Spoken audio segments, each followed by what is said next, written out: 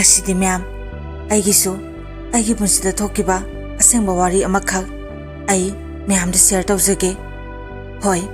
aigi wari sina mayam da kanaba piba pidaba habdudi ai khangjatre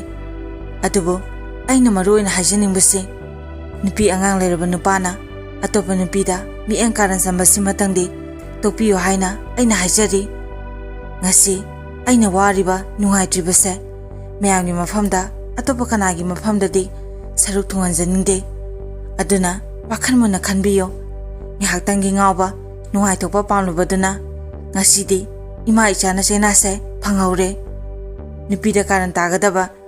nupida chaka tawgadaba lerabadi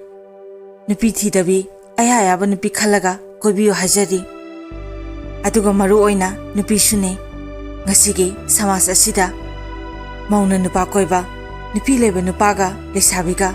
asigumba tahaidaba uhaidaba mayam ama taba uba phangle masi pauki masakni topinaba hajari phare mayam aigi warisa mayam da tamjarage lithopam tamthopam leitabagi aina Manipuri wari singbungi channel asida hapsabani ahanbe ibo oibagi haibusu kya oide aduna wahai wata soki balan ki bayarbaso mayamna ngapina ba hajari matamado nishingnu matamda ai ngasi sumita kipi takiba khangaude baba na haba matamda aigi mase ai popo matamda yamna kanna nai hai tasengna baba na afangba surga sabo oibagi yamnasu waba matamne hai imasu masakya phataba sipe naba anaba layongsu khangdabana masina maram oraga babasu ima nabagi thabak subasu mabung phana sudaba khara subaduna ima ge anabada sankhibagi yamna kana waba matamne hai aduna imabu layang bangamdabagi imasi mapamda layang naba haidana ibo hoina puraga sakhibajatni matang asida amatanga haijaoge aise imungda maibi tawraga adum poe aduni imadi ai pokpoda ngari matamduda adum sakre masina ai sangomna mahusilaga saunaba yolakhe hai matamda yamna suwai haiduna baba ine nasu engonda tamme ine se aibu saunaba yopibada masa phau mayum palhaudre ima se sahi muleraga yumda halae ima ge anabase Doctor na panyam yanglabaso kanafam ikhang khangde masidagi imabo phanaba layamba matamda image awun lawphau yon khrabane adubu phaba kaubudi leitre kona thangda baba da misa ama khangna maiba hiba malai maduda aroboina amtangi hanse laiba yangsina harabzani tasengna image fibam sida imase kuido mandrena laikai amadi miyamna lona di ngangna ba horabzani masidagi laiba yenglase haiduna hoziki maiba asida yengloba matamdadi sanaruba hagadra nusine haina layangbado imase dum phakre masisu angakba amanatra maiba maibi thaside habasu yabanati matangi habaduni adubo ekhogi mungdi nomogi hena waba henjlae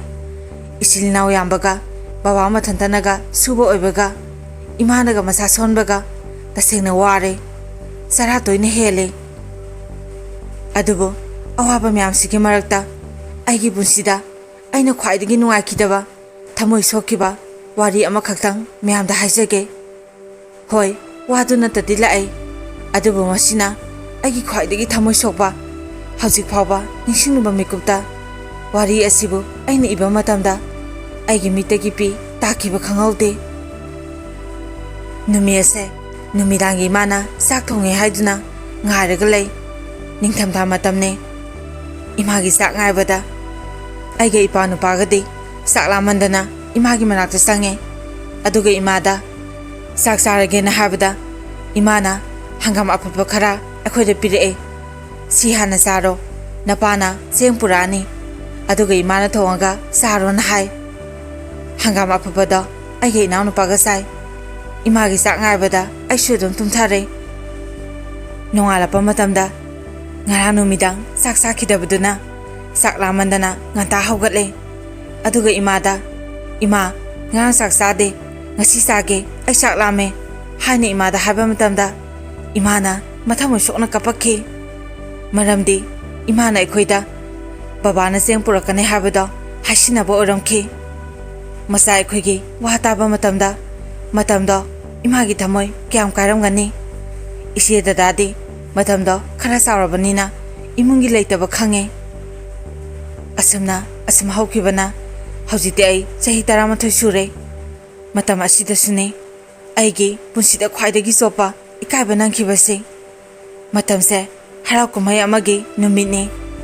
aina imada aigi harau kumai da senaba ahanba fijo lebiyo habada dada aingonda magi thaba pisa phanga soidan lebine harame dada ahanse langphai chatle ima babagi mateng oinaba haiduna imanasu nabung laga lejarane habadagi ai dadana thaba halapa wana ngaijaki adubu dadado thabak subagi pisa piraktre nong ni leraga launarani aduga isangi fijondo soidana lebigena dadana aingonda harakhi aidi matamduda angang oribagi ayamna kapki harau jakiba nungai jakiba punama khudaktuda mangki ai phang sangsilaga kape ngehak leibaga imanabi sing magi anoba fijon singdo setlaga aiba hobala ai aduba aidi moida satlaroina hai maduda imanabi amana aingonda asumna hai thoi nangna satloi haido aisu khange nangi ahanba fijon leitabagini natra adugidi kashu khaluno aigi ani shui aingondagi ama setlo laona hai ai ahambada mana habado talena yade mana aigi khutparaga chingmambadagi aisu yare ma ai ikairanina mana lauraga fijondo akhoida puraga aina setle aduga dilambida imanabi sing puna harauna wari sana noktana lapagi matamsida imanabigi mamaga akhoiga puna thengnare mama sina akhoibu khame ngai khona aidi matamduda kemde khalude sum isam samna kaureibu khalubane aduga di mama sina phasangsilaga engonda yenga thina ngange nangna anisuna pau selam kiro fijonse mingoda bitoga selali kaigino lupa tara piba sara packet ama pau lebangam daba mangonda nangna kaidobagi fijonse selali nona imanabi singi mamangda thina ngangke ai matamdo yamna ikaki kapti yamna kapninge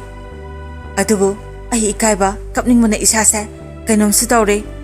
aigi tawsida imanabi singsu khange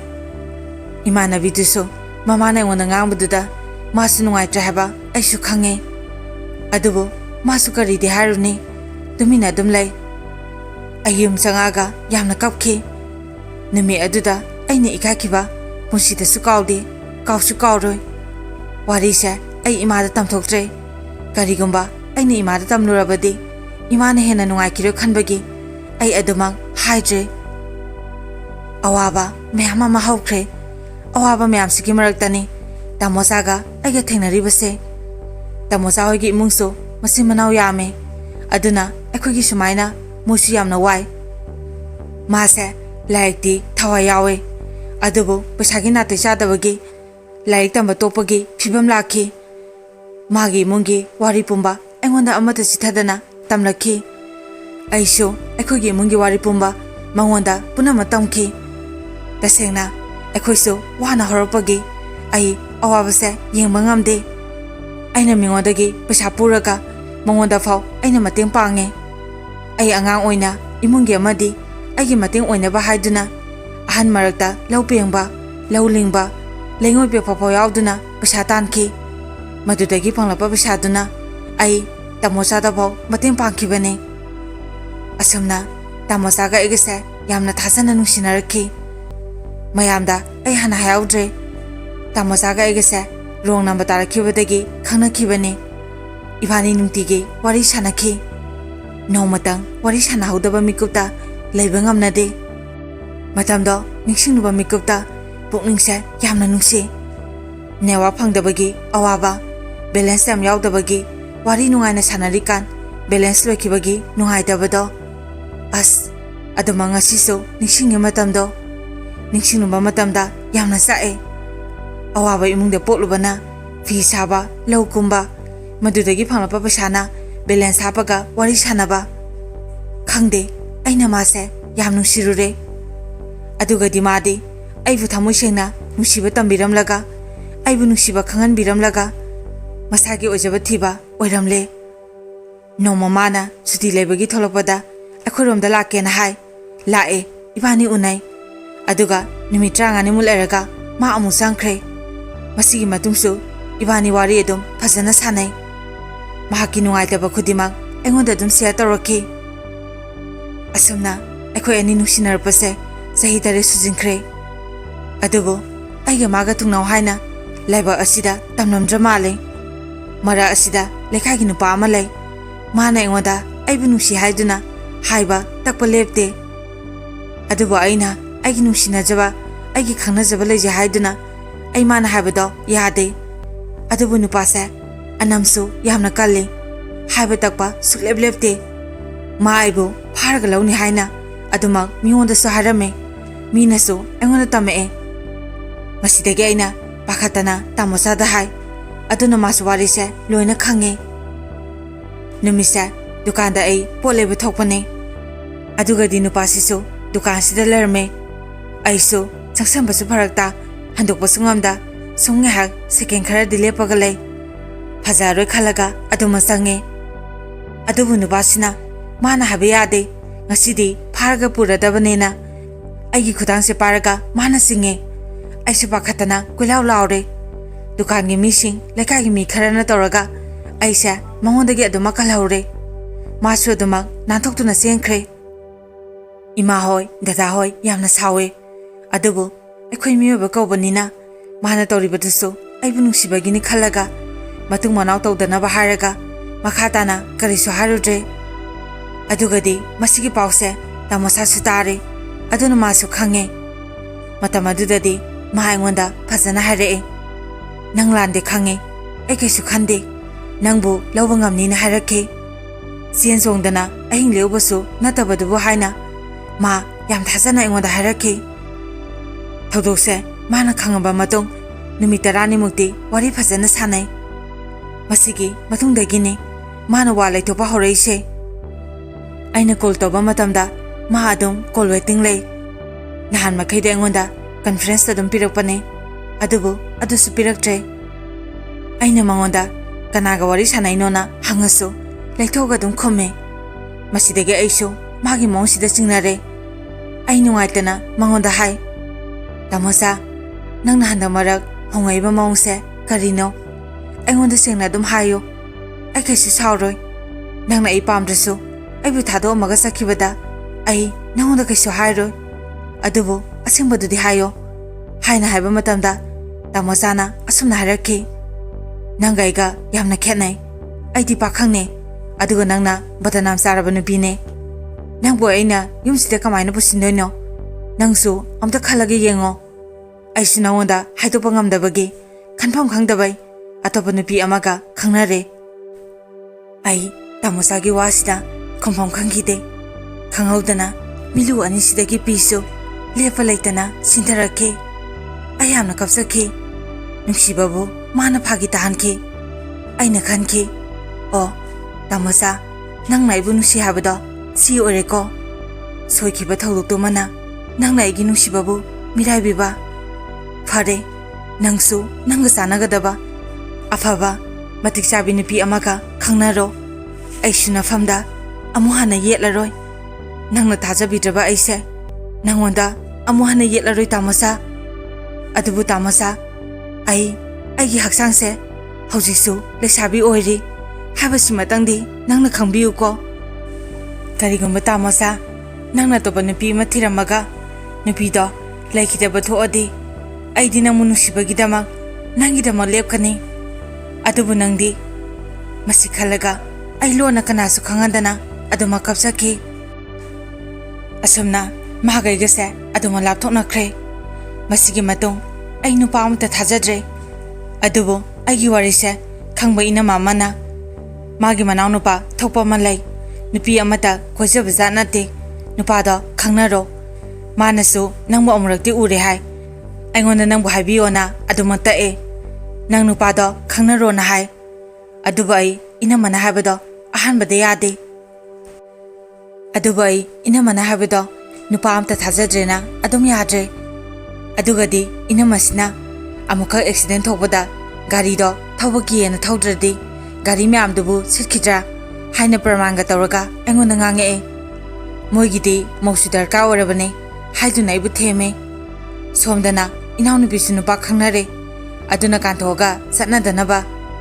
ꯅꯨꯄꯤ ꯍꯥꯏꯁꯤꯗꯤ ꯌꯨꯝ ꯄꯥꯟꯗꯕ ꯌꯥꯄꯣꯟꯇꯦ ꯅꯪꯅ ꯅꯨꯄꯥ ꯈꯪꯅꯔꯣ ꯍꯥꯏꯔꯤꯗꯣ ꯅꯪ ꯅꯁꯥꯒꯤ ꯀꯔꯤ ꯑꯁꯣꯏꯕ ꯂꯩꯕꯩꯅꯣ ꯍꯥꯏꯅ ꯏꯅꯝꯃꯅ ꯑꯩꯉꯣꯟꯗ ꯍꯥꯏꯕꯗꯒꯤ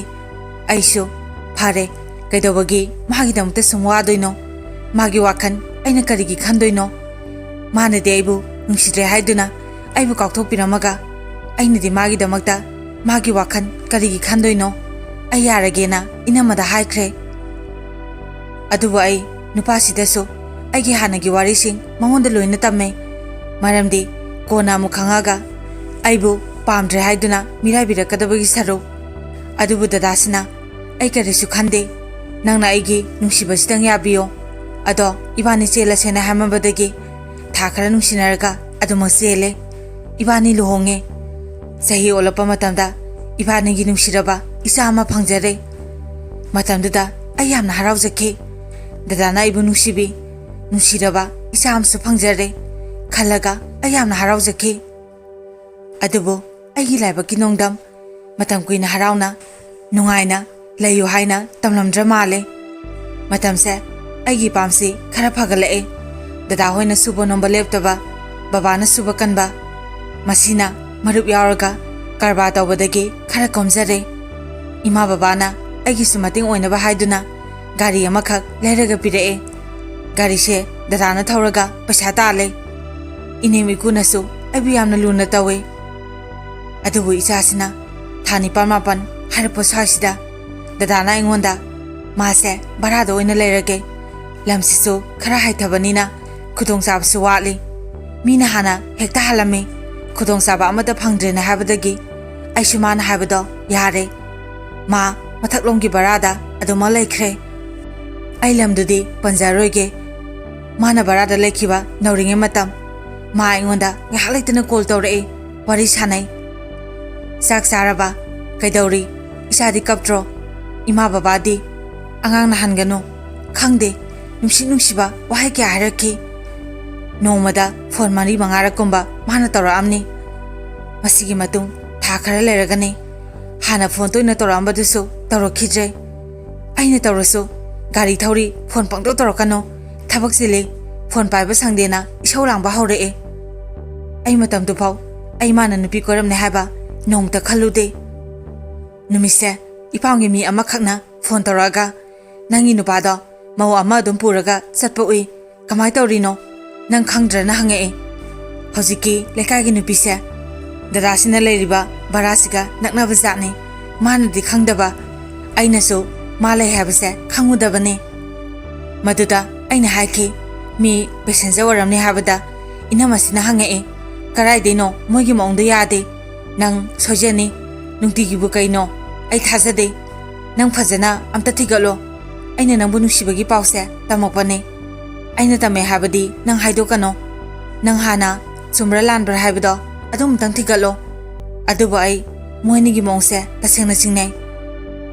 ꯃꯁꯤꯗꯒꯤ ꯑꯩꯁꯨ ꯃꯥꯒꯤ ꯍꯟꯗꯛ ꯍꯣꯡꯉꯛꯏꯕ ꯃꯑꯣꯡ ꯃꯇꯧ ꯑꯁꯤꯗ ꯀꯩꯅꯣ ꯍꯥꯏꯕꯗꯣ ꯊꯤꯖꯤꯜꯂꯒꯦ ꯍꯥꯏꯅ ꯈꯜꯂꯦ ꯃꯥꯒꯤ ꯃꯅꯥꯛꯇ ꯂꯩꯔꯒ ꯃꯥ ꯁꯦꯟꯅꯕꯅ ꯐꯔꯦ ꯈꯟꯕꯗꯒꯤ ꯏꯅꯦꯝ ꯏꯀꯨꯗ ꯍꯥꯏꯔꯨꯕ ꯃꯇꯝꯗ ꯃꯣꯏꯒꯤ ꯁꯦꯕꯥ ꯇꯧꯅꯤꯡꯗꯕꯒꯤ ꯑꯩꯅ ꯃꯥꯒꯤ ꯃꯅꯥꯛꯇ ꯂꯩꯅꯤꯡꯕꯒꯤ ꯃꯑꯣꯡꯗ ꯑꯣꯏꯅ ꯉꯥꯡꯉꯛꯑꯦ ꯑꯩꯅ ꯃꯣꯏꯗ ꯗꯗꯥꯁꯦ ꯍꯥꯟꯅꯒ ꯃꯥꯟꯅꯗ꯭ꯔꯦ ꯑꯗꯨꯒꯤꯅꯦ ꯍꯥꯏꯔꯨꯕ ꯃꯇꯝꯗ ꯈꯨꯗꯛꯇ ꯃꯆꯥꯅꯨꯄꯥꯗ ꯀꯣꯜ ꯇꯧꯔꯒ 이붕어 ꯅꯪ ꯂꯥꯛꯑꯣ ꯅꯨꯄꯤꯁꯦ ꯅꯪ ꯑꯣꯏꯅ ꯁꯦꯟꯅꯔꯨ ꯂꯥꯛꯑꯣ ꯒꯥꯔꯤꯒ ꯑꯝꯇ ꯊꯧꯔꯨꯔꯅꯣ ꯀꯂꯛ ꯄꯦꯟꯅꯕꯒꯤ ꯃꯑꯣꯡꯗ ꯁꯥꯎꯔꯒ ꯉꯥꯡꯉꯦ ꯃꯁꯤꯗꯒꯤ ꯗꯗꯥꯅ ꯈꯨꯗꯛꯇ ꯂꯥꯛꯑꯒ ꯑꯩꯉꯣꯟꯗ ꯉꯥꯡꯕ ꯍꯧꯔꯛꯑꯦ ꯐꯨꯁꯨ ꯐꯨꯏ ꯑꯩꯁꯨ ꯋꯥꯁꯦ ꯆꯞ ꯆꯥꯅ ꯈꯪꯗꯕꯅ ꯀꯩꯁꯨꯗꯤ ꯍꯥꯏꯔꯨꯗ꯭ꯔꯦ ꯅꯨꯃꯤꯠꯇꯨꯗꯒꯤ ꯃꯥ ꯁꯥꯎꯔꯤꯕꯅꯦ ꯍꯥꯏꯗꯨꯅ ꯑꯩꯉꯣꯟꯗꯒ ꯀꯣꯜ ꯇꯧꯔꯛꯇ꯭ꯔꯦ ꯃꯅꯥꯎꯅꯨꯄꯥꯗ ꯑꯣꯏꯅ ꯇꯧꯔꯛꯑꯒ ꯃꯥꯅ ꯆꯥꯅꯤꯡꯕ ꯑꯦꯟꯁꯥꯡ ꯂꯩꯔꯁꯨ ꯃꯣꯏꯗ ꯑꯣꯏꯅ ꯍꯥꯏꯔꯛꯑꯦ ꯍꯜꯂꯛꯀꯗꯕ ꯂꯩꯔꯁꯨ ꯑꯩꯉꯣꯟꯗ ꯍꯥꯏꯔꯛꯇ꯭ꯔꯦ ꯃꯁꯤꯗꯒꯤ ꯑꯩ ꯄꯦꯟꯗꯕ ꯁꯥꯎꯅꯤꯡꯕꯗꯒꯤ ꯏꯄꯥꯝꯗ ꯍꯜꯂꯛꯑꯒ ꯂꯩ ꯏꯄꯥꯝꯒꯤ ꯃꯤꯁꯤꯡꯗꯗꯤ ꯆꯨꯝꯅ ꯅꯣꯡ ꯅꯤꯅꯤ ꯂꯩꯒꯦ ꯂꯥꯛꯄꯅꯦꯅ ꯈꯨꯝꯖꯤꯜꯂꯦ ꯃꯔꯝꯗꯤ inama hoisu laabanina khanaraga saunaraga halai habado ikaijai madi ai sakhibaduda wai sangena khalaba jani aibu kawusu lakte moigi ahalama singso aingonda wahamta haradre sida leje haba wani ai tasena nungaitre isasina ahing tungkraba matam pikliba isasibu yenglaga ai kyara kapsakhi thamoi sida sukhanki imagi thoibi napase yam phatte aibu nungsidrabaso nangi khalaga mana asigumba phatabali sasalibase chataba yabane adubo ima isagi wakhan mangonda karimta sangkhijre ipamda leraga ai imanabi amaga mana leriba baraduda mangonda lae habadi khangadabida lona satle mangonda haidokte adugadi sumtigaloba matamda nupisiso maga bara thangnana leiba orame naknarame nupisiga maga gari thaudoga sakhibado aina uhore matungda tumine inai adugadi nupisiga maga se hotel amada sangkhre madudi hotel dudi panjaroi aduga asapa samina khre aisho isase sauningba phathaba ngamdre imanabi sinadi phasang singano hai adubo ai sauningbagi me aina aduma sangsile madi ai uba matamda masado ipapa khatle sausu saure kedoba la inona aingonda no khalaga saure aishu nupisi nupa lerabanina nupisi su maugo ebane sagoluba yade soidana mo aina sauraga nupisi na laisiladi mayumda hanba ngamaro haradi kamai tawni masi khalaga ai yumda tuna halo haramaga ai adum lae aina ipamda sum lerabadi mana hena maning tamnani khanduna ai ima inama hoida satlage haramaga anga se puraga aduma lae adugadi mana nupido sak charatrina kainu isam samna samina banena onthoga khome ine mikusu masana habado moisu thajai aina haba wa amta moina thajabidre ai mangdana masabu sasinai aduga kona moicha manakhi masidege aisho khangba yaba khangba mato sauningbadege ipamda mo halae amukso mase ekhoida lae aibu mana theme aisho isa yawrabanina kaina bayaba natena amusu lae isagi khalagane adugadi ipamna lepa gari sa yonthokre nangi naram pamde gari ge thoroi nang senaraga yumda dum leradabnina kosi kolaga adum angamba hore aina thongba sak saroi mamana bagi mayumda satlini sakhraga ahing leaga nongalaga halapa nini humni leithoga halapa kongaini masidege aisho maga saunare maga igese kyara khanare aina monda hai nangna topa nupi koige yadraga nangna smai tawrise kaigino hojikti nangna sa yawrabane aibu nungsidraso ai khandraso nang pikliba isasigidi khanbiyona haiba matamda mana nangna nabu phatabagi adumna khansabane ai adumba tawba leite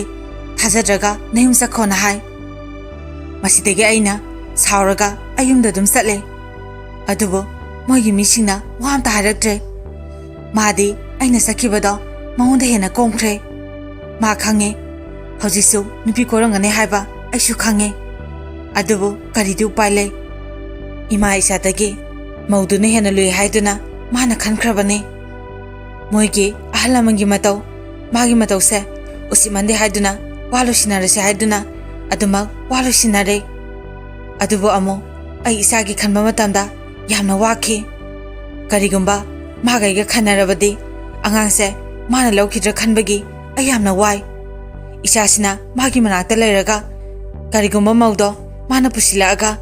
choige dawriba waga dawriba se isasi khaktani masigi khaluba matamda ai isagi khanbada yamna wakhi adubo usina sina isorna ai awaba khangbiduna angangse aina yokpade yanaraga isaga punna awaba kya khangduna lei hoji nipisiga magase kocha chatle loine haiba aishu khange adubo madu aina yengsilubagi mathau tadre moigi ahalama singso mase khanglamgane haina khalle phare nupiduga maga phajana nusi sanana leminaba oresano aishu isase saunaba yoklaga isasibu miyamo oinaba haiduna ai kana honari aduba ai aramba lambidedi khong thange haina su khandre khansu khalloi ꯑꯩꯅ ꯑꯔꯣꯏꯕꯗ ꯍꯥꯏꯖꯅꯤꯡꯕꯁꯤ ꯅꯨꯄꯤ ꯂꯩꯕ ꯅꯨꯄꯥꯅ ꯑꯇꯣꯞꯄ ꯅꯨꯄꯤ ꯀꯣꯏꯕꯁꯦ ꯇꯣꯛꯄꯤꯔꯣ ꯃꯇꯥꯡ ꯑꯁꯤꯗ ꯋꯥꯔꯤ ꯑꯁꯤ ꯃꯌꯥꯝꯗ ꯇꯥꯍꯟꯖꯕ ꯂꯣꯏꯖꯔꯦ ꯋꯥꯔꯤ ꯑꯁꯤꯕꯨ ꯄꯥꯊꯣꯛꯆꯕ ꯃꯇꯝꯗ ꯁꯣꯏꯈꯤꯕ ꯂꯥꯟꯈꯤꯕ ꯌꯥꯎꯔꯕꯁꯨ ꯃꯌꯥꯝꯅ ꯉꯥꯛꯄꯤꯌꯨ ꯑꯃꯗꯤ ꯃꯌꯥꯝꯅ ꯆꯦꯅꯦꯜ ꯑꯁꯤꯕꯨ ꯅꯨꯡꯁꯤꯕꯤꯗꯨꯅ ꯂꯥꯏꯛ ꯁꯦꯌꯔ ꯑꯃꯗꯤ ꯁꯕꯁꯀ꯭राꯏꯕ ꯇꯧꯕꯤꯌꯨ ꯑꯔꯣꯏꯕꯗ ꯃꯌꯥꯝ ꯄꯨꯝꯅꯃꯛꯄꯨ ꯏꯀꯣꯛꯅꯅ ꯈꯨꯔꯨꯝꯖꯔꯤ